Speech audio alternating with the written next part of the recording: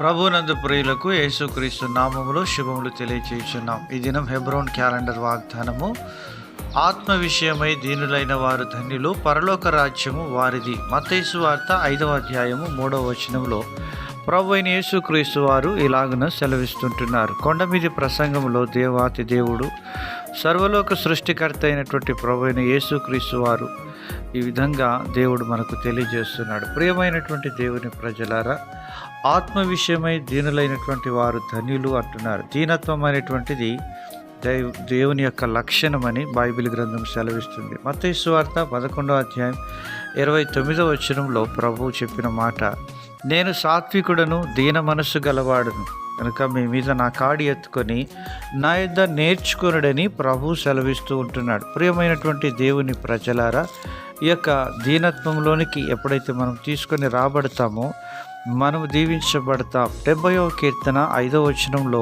దావీదు మహారాజు అంటున్నాడు, మరి నేను శ్రమల పాలై దీనుడనైతిని, దేవా నన్ను రక్షించుటకు త్వరపడి రమ్ము, నా సహాయుడు నన్ను తప్పించువాడు నీవే, యెహోవా ఆలస్యం చేయకుమి అని కీర్తనకారుడు దావీదు మాట్లాడుతూ ఉన్నాడు.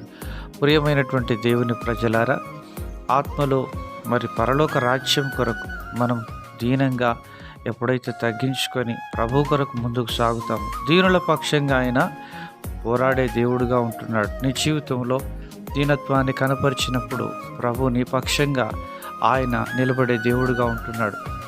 ఎస్తేరు తన జీవితంలో దీనత్వాన్ని కలిగి తాను ముందుకు సాగుతూ వచ్చినప్పుడు మరి తన ప్రార్థనను ఆలకించి యూదా జనాంగాన్ని కాపాడుతూ వచ్చిన దేవుడుగా ఉంటున్నాడు.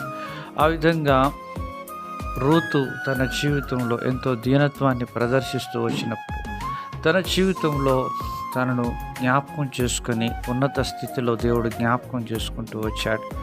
మరి మన జీవితంలో ఆత్మ విషయమైనటువంటి విధానంలో మనం దీనత్వాన్ని కలిగి ఉంటున్నామా? మన యొక్క జీవితంలో ప్రభు కొరకు ఎంత క్రయం చెల్లించగలుగుతుంటున్నాం? ప్రియమైనటువంటి దేవుని ప్రజలారా, దేవుని పిల్లలమని మనం ఎంచబడుతున్నాము, కానీ దేవుని యొక్క త్రాసులో మనం తూచబడినప్పుడు దేవుడు కోరిన ఆ దీనత్వాన్ని దేవుడు మనలో చూడగలుగుతున్నాడా? ఎవడు దీనుడై నలిగిన హృదయం కలవాడై నా మాట విని వణుకుచుండునో వారిని నేను దృష్టించుచున్నానని యెషయా 66:2లో ప్రభు చెప్పిన మాట మన జీవితంలో నెరవేరుతున్నదా? ప్రియమైనటువంటి దేవుని ప్రజలారా, మహాగణుడు, మహోన్నతుడు, పరిశుద్ధుడు, నిత్య నివాసి అయినటువంటి వాడు వినయం గలవారి యొద్దను దీన మనస్సు గలవారి యొద్ద నేను నివాసం చేస్తానంటున్నాడు. అలాంటి హృదయాల కొరకు దేవుడు ఎదురు చూస్తున్నాడు. అటు హృదయాలు మనమే కావాలని కోరుతున్నాడు.